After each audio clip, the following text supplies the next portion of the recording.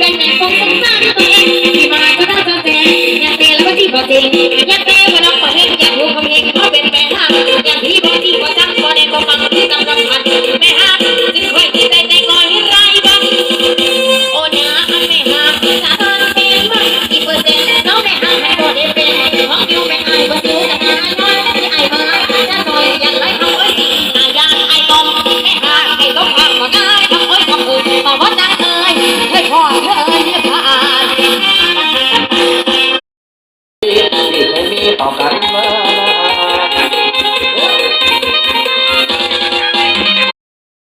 ตั้งใจอ้ายยังคือเก่าคือทอนคำเบา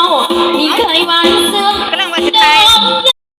ผู้บ้าคนกินสานะเช่นกันต้องที่บ้านผู้บ้าคนกินสานะผู้พยายามไปแรงอยู่ห่างก็เลยอยากสร้างสรรค์คือกับอ่านคือใจตั้งใจเจ็บข้างล่างนั่นแหละทั้งไม่ใช่ลืมหลอกแล้วของน้องกระทำบอกของเพิ่นเขาจะเพื่อนจะบอกให้น่าเศร้าห่วงหาเห็นบ้องใบเส้นตั้งหาซ้ำสองนึง ขอโทษนะสู้คือ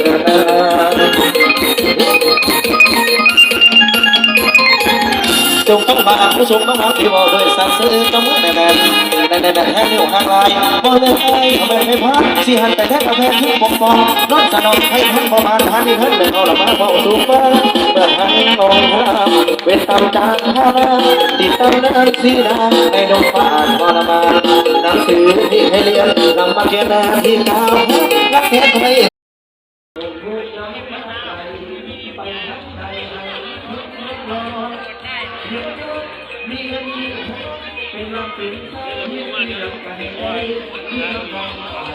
พวกน้องอายที่ฮักสนใจ